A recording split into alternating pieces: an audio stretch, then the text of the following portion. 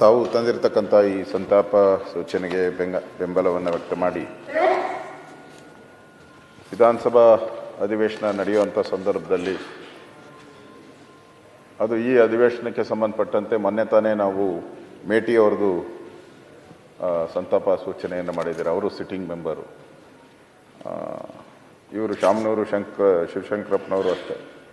ಅವರೆಲ್ಲರಿಗೂ ಮೊದಲಿಂದಾನೇ ಹೇಳ್ತಾ ಇದ್ರು, ನಾನು ಕೊನೆವರೆಗೂ ಅವ್ರು ಯಾವಾಗ ರಿಟೈರ್ಡ್ ಆಗ್ತೀಯಾ ಅಂತ ಹೇಳಿದ್ರೆ, ಇಲ್ಲ ನಾನು ಬದುಕಿರೋವರೆಗೂ ನಾನು ಅಧಿಕಾರದಲ್ಲಿ ಇರಬೇಕು ಅನ್ನೋ ಮಾತನ್ನ ನಿಲ್ತೀನಿ ಅಂತ ಹೇಳ್ತಾ ಇದ್ರು. ಇನ್ನೊಂದು ಎಲೆಕ್ಷನ್ ನಿಲ್ತೀನಿ. ಹೌದು, ಇನ್ನೊಂದು ಈಗಲೇ ಅವ್ರಿಗೆ 95 ವರ್ಷ, ಇನ್ನೊಂದು ಎಲೆಕ್ಷನ್ ನಿಲ್ತೀನಿ ಅಂತಲೂ ಕೂಡ ಹೇಳ್ತಾ ಇದ್ರು.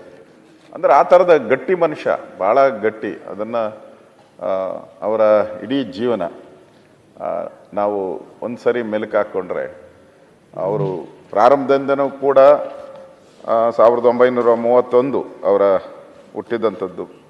ಅದಾದಮೇಲೆ ಅವರು ಶಿಕ್ಷಣ ಸಂಸ್ಥೆಗಳನ್ನು ಪ್ರಾರಂಭ ಮಾಡೋಕ್ಕೆ ಮೊದಲು 1972 ಬಾಪೂಜಿ ವಿದ್ಯಾಸಂಸ್ಥೆಯ ಗೌರವ ಕಾರ್ಯದರ್ಶಿಯಾಗಿ ಪ್ರಾರಂಭ ಮಾಡಿದ್ರು. ಮುಖ್ಯಮಂತ್ರಿಗಳು ಹೇಳಿದ ರೀತಿ ಇವತ್ತು ದಾವಣಗೆರೆ ಅಂತ ಹೇಳಿದ್ರೆ ದೊಡ್ಡ ಒಂದು, ಎಲ್ಲಿ ನೀವು ಆ ಹೈವೇನಲ್ಲಿ ಹೋಗ್ತಾ ಇದ್ರೆ ಎಡಗಡೆ ಬಲಗಡೆ ಎರಡೂ ಕೂಡ ವಿದ್ಯಾಸಂಸ್ಥೆಗಳೇ. ಆಸ್ಪತ್ರೆ ಇರ್ಬೋದು, ನಾನು ದಾರಿಯಲ್ಲಿ ಕ್ಯಾನ್ಸರ್ ಆಸ್ಪತ್ರೆನೂ ನಿರ್ಮಾಣ ಮಾಡಿದ್ದಾರೆ. ವಿಶ್ವರಾಧ್ಯ ಕ್ಯಾನ್ಸರ್ ಆಸ್ಪತ್ರೆಯನ್ನು ಪ್ರಾರಂಭ ಮಾಡಿದ್ದಾರೆ. ಅಂದರೆ ಇಡೀ ದಾವಣಗೆರೆಗೆ ಒಂದು ಕಳೆ ಕಟ್ಟೋ ರೀತಿ ವಿದ್ಯೆಗೆ ಒಂದು ಪ್ರಾಮುಖ್ಯತೆಯನ್ನು ಕೊಟ್ಟು ಈ ಸಂಸ್ಥೆಯನ್ನು ಬೆಳೆಸಿದ್ದಾರೆ.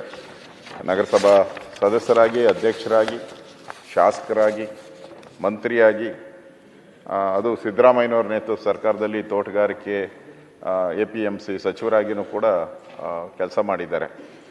ಸೊ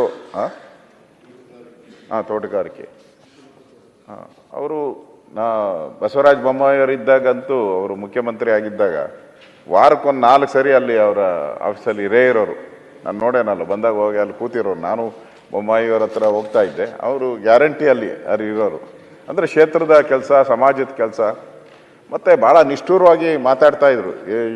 ಅವರು ವೀರಶೈವ ಮಹಾಸಭಾದ ಏನಾದರೂ ಪ್ರಶ್ನೆಗಳು ಬಂದಾಗ ಧೈರ್ಯವಾಗಿ ಹೇಳ್ತಾ ಇದ್ರು, ಧೈರ್ಯವಾಗಿ ಅರಸ್ಕೊತಾ ಇದ್ರು. ಇವ್ರು ಹೇಳಿ ಸ್ಟೇಟ್ಮೆಂಟ್ಗೆ ಯಾರು ವಿರುದ್ಧ ಹೇಳೋಕ್ಕಾಗಲ್ಲ.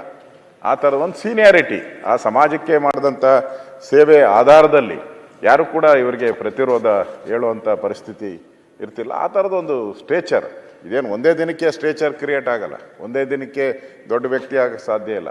ನಿರಂತರವಾಗಿ ಆ ಸಮಾಜದ ಕೆಲಸ ಮಾಡಿದಾಗ ನ್ಯಾಚುರಲ್ಲಾಗಿ ಸಿಗುವಂಥ ಒಂದು ಗೌರವ ಅವರಿಗೆ ಸಿಕ್ಕಿತ್ತು.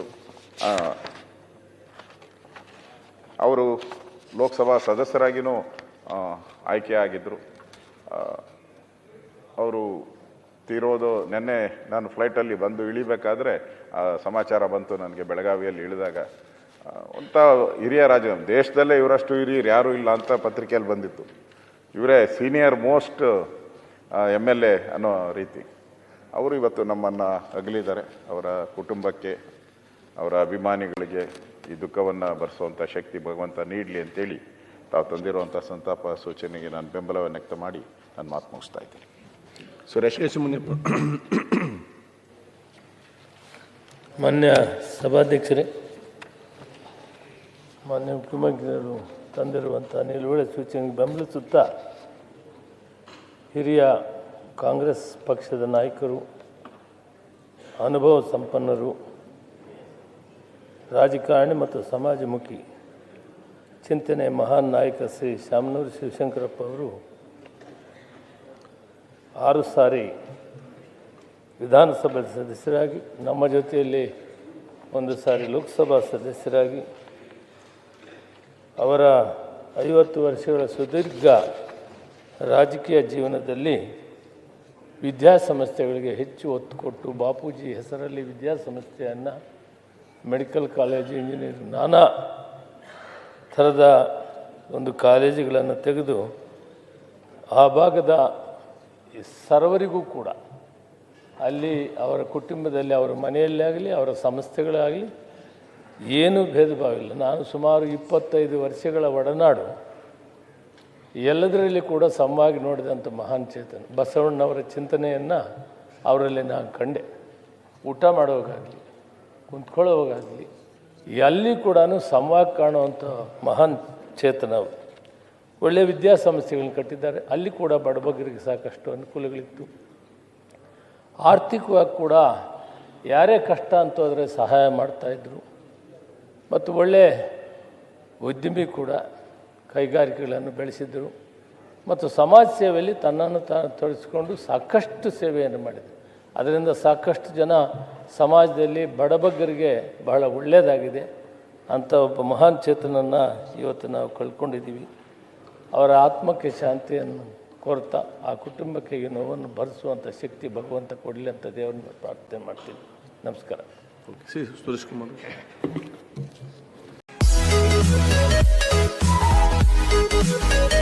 Thank you.